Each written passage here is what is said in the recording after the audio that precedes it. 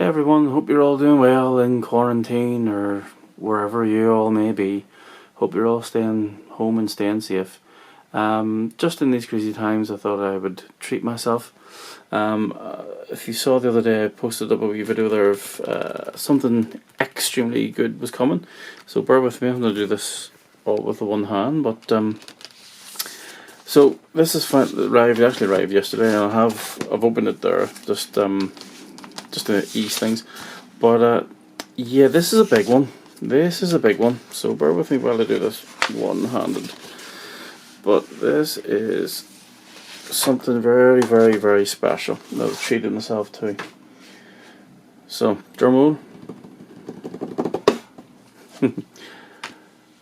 X-Men number 3. Yeah, it's a big one, alright. When I started collecting comics 17 years ago, I mean, I was broke. I was in university. There was no way I could afford anything like this. These were hundreds of pounds, and I was working part-time, living at home. There was no way that I was going to be able to afford this. No way. So, just get this open. Bear with me with my shoddy camera work. Keep that out of the sun. There we go. Straighten it up. Yeah. So I'm working from home at the minute. So that's my laptop and my little setup I have here, and just to be quick, there's all my comics in behind. Yeah, this is where I live at the minute when I'm working from home for 3 months. So yeah, treating myself. Number 3. Can't believe it. Like it says in the back there, good, very good. I would say that that's about right. I think it was coming out maybe a 4.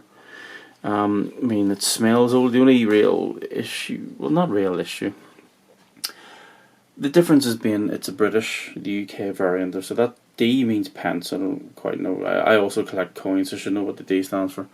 But so it's a UK variant. But let's face it doesn't really matter because it is of the time. You know, all the staples are in. The cover is on. There's no spine split actually. There's no tears really. Back cover, there seems to be ink damage or something here at the back. Which is kind of bled into some of the back pages there, you'll see. But generally, you know, there's some stress here along the staples. There on the cover, there's a bit of wear on the cover as well. I mean, it's a good. I mean that literally. I mean it's a good book. Just jumping through to the. I mean the smell coming off this is just tremendous. I mean even the center staples are really good. There's no. Would you believe there's no rusting on them at all? Pages are all still on them quite well. But yeah, number 3. Can't believe it. Honestly, like I say, I mean I'm doing all right for ourselves. Here. You know, so I was able to treat myself. I got this for. There was a guy on eBay I was looking, and I was willing to spend 200 on this. According, I do have the latest Overstreet guide there as well, and I do stick to that. And I was coming out that this book in this condition is worth about £170, about $200, and I offered that copy. I did offer 170, and then 200, and he still wouldn't have it. 5 minutes later, literally 5 minutes later, I found this on eBay, and I got it eventually for 112. Now, that's a crazy amount for a comic. The most I'd ever spent on a comic before that was 60 quid, and that was the first appearance of Poison Ivy. But that issue is nowhere near as good quality as this. I mean that Detective Comics, I forget what, or is it Batman? One or the other. It's maybe only a 2 or a 3. This is at least a 4, maybe even a 5. But I mean, the colours are still popping. I don't see any issues with. Just keep that out of the sun. Direct sunlight, if you don't know, is they're like vampires. Keep them out of direct sunlight, especially at this age. This old paper stock, when any book before 1993 keep it out of direct sunlight. Keep any comic out of direct sunlight, but especially these older ones. But no, Kirby's art's lovely. It's all, you can follow everything. Lovely panels, lovely colours are still popping. It's really nice to have. But yeah, just to finish off what I was saying, when I was collecting comics and I was broke, there was no way that I was going to be able to afford this. Just like tick there on the, it's called something. No real biggie. Might fix it. But to have this, to be able to be in a position, I mean, there you go, there's Amazing Spider-Man number 9 being advertised, which just blows my mind, because that there's worth hundreds. Now don't get me wrong, I don't buy these to sell them on, this will be in my collection forever. I also don't see GC. The whole point of comics is to flip and read them.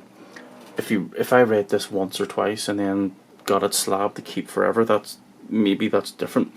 But if you buy it without ever reading it and it's slabbed, that goes against.